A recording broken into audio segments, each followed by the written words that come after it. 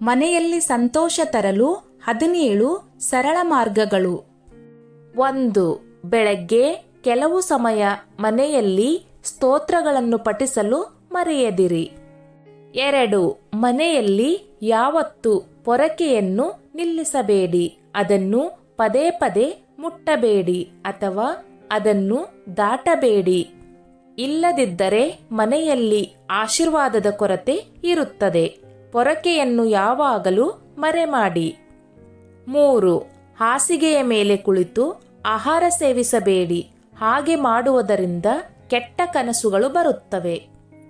4. Shoe ಮತ್ತು ಚಪ್ಪಲಿಗಳನ್ನು ಅಲ್ಲಿ ಇಲ್ಲಿ ಚೆಲ್ಲಾಪಿಲ್ಲಿಯಾಗಿ ಇಟ್ಟುಕೊಳ್ಳಬಾರದು ಅಥವಾ ತಲೆ ಕೆಳಗಾಗಿ ನೇರಗೊಳಿಸಬಾರದು. ಇದು ಮನೆಯಲ್ಲಿ ಗೊಂದಲವನ್ನು ಉಂಟುಮಾಡುತ್ತದೆ. 5. ಬೆಳಗ್ಗೆ 6 ರಿಂದ 8 ನಡುವೆ ನೆಲದ ಮೇಲೆ ಆಸನವನ್ನು ಹಾಕಿ ಪೂರ್ವ ಅಥವಾ ಉತ್ತರಕ್ಕೆ ಮುಖ ಮಾಡಿ ಕುಳಿತು ಪೂಜೆ ಮಾಡಬೇಕು. ಪೂಜೆಯ ಆಸನವನ್ನು ಹಲಸಿನ ಅಥವಾ ತೇಗದಿಂದ ಮಾಡಿದರೆ ಉತ್ತಮ. 6. ಹಸುವಿಗೆ ಮೊದಲ ರೊಟ್ಟಿ ತೆಗೆಯಿರಿ. ಇದರಿಂದ ದೇವತೆಗಳು ಸಂತೋಷ ಪಡುತ್ತಾರೆ ಮತ್ತು ಪೂರ್ವಜರಿಗೂ ಶಾಂತಿ ಸಿಗುತ್ತದೆ. 7. ಪೂಜಾ ಗೃಹದ ಈಶಾನ್ಯ ಮೂಲೆಯಲ್ಲಿ ಯಾವಾಗಲೂ ನೀರು ತುಂಬಿದ ಕಳಸವನ್ನು ಇಟ್ಟುಕೊಳ್ಳಿ. 8. ಆರತಿ, ದೀಪ, ಪೂಜಾ ಅಗ್ನಿಯಂತಹ ಶುದ್ಧತೆಯ ಸಂಕೇತಗಳನ್ನು ಬಾಯಿಯಿಂದ ಊದುವ ಮೂಲಕ ನಂದಿಸಬೇಡಿ. 9. ಆಗ್ನೇಯದಲ್ಲಿ ಅಂದರೆ ದೇವಸ್ಥಾನದ ಆಗ್ನೇಯ ಕೋನದಲ್ಲಿ ಧೂಪ, ಧೂಪದ್ರವ್ಯ ಮತ್ತು ಹವನಕುಂಡದ ವಸ್ತುಗಳನ್ನು ಇರಿಸಿ. 10. ಮನೆಯ ಮುಖ್ಯ ಬಾಗಿಲಿನ ಬಲಭಾಗದಲ್ಲಿ ಸ್ವಸ್ತಿಕ್ ಅನ್ನು ಬರೆಯಿರಿ. 11. ಮನೆಯಲ್ಲಿ ಯಾವುದೇ ಕಾರಣಕ್ಕೂ ಒಡೆದ ವಸ್ತುಗಳನ್ನು ಇರಿಸಬೇಡಿ. ಇದು ನಿಮ್ಮ ಅದೃಷ್ಟದ ಮೇಲೆ ಕೆಟ್ಟ ಪ್ರಭಾವ ಬೀರುತ್ತದೆ. 12. ವಾರಕ್ಕೊಮ್ಮೆ ಖಂಡಿತವಾಗಿಯೂ ಸಮುದ್ರದ ಉಪ್ಪು ಅಥವಾ ಕಲ್ಲುಪ್ಪಿನೊಂದಿಗೆ ಮನೆಯನ್ನು ಒರೆಸಿ. ಅದು ನಕಾರಾತ್ಮಕ ಶಕ್ತಿಯನ್ನು ತೆಗೆದುಹಾಕುತ್ತದೆ. 13. ಪ್ರತಿದಿನ ಹೊಸ್ತಿಲಿಗೆ ನೀರು ಸಿಂಪಡಿಸಿ ಪೂಜಿಸುವುದನ್ನು ಮರೆಯದಿರಿ. 14.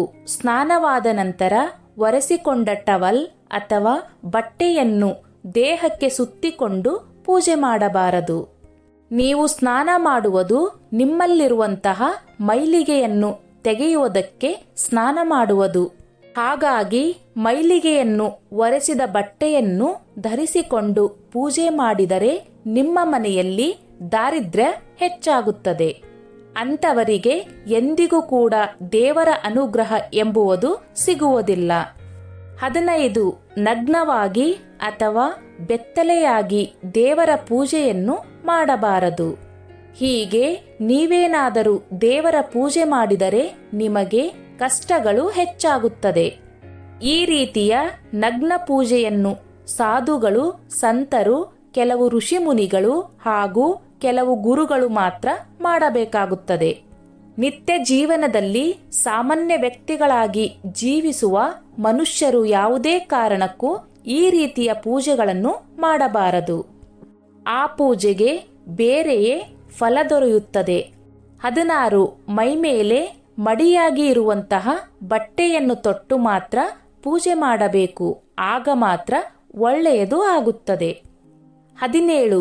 ಪೂಜೆ ಮಾಡಿದ ನಂತರ ಹಣೆಗೆ ಕುಂಕುಮವನ್ನು ಇಡುತ್ತೇವೆ ಅಂತ ಹಾಗೆ ಖಾಲಿ ಹಣೆಯಲ್ಲಿ ದೇವರ ಪೂಜೆಯನ್ನು ಮಾಡುತ್ತಾರೆ.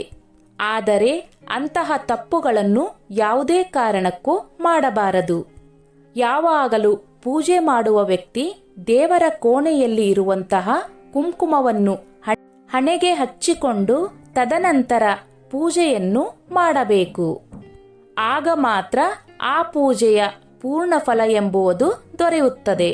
ಸ್ನೇಹಿತರೆ, ಈ ನನ್ನ ಮಾಹಿತಿ ನಿಮಗೆ ಇಷ್ಟವಾಗಿದ್ದಲ್ಲಿ ದಯವಿಟ್ಟು ಶೇರ್ ಮಾಡಿ, ಲೈಕ್ ಮಾಡಿ ಮತ್ತು ಸಬ್ಸ್ಕ್ರೈಬ್ ಮಾಡಿ.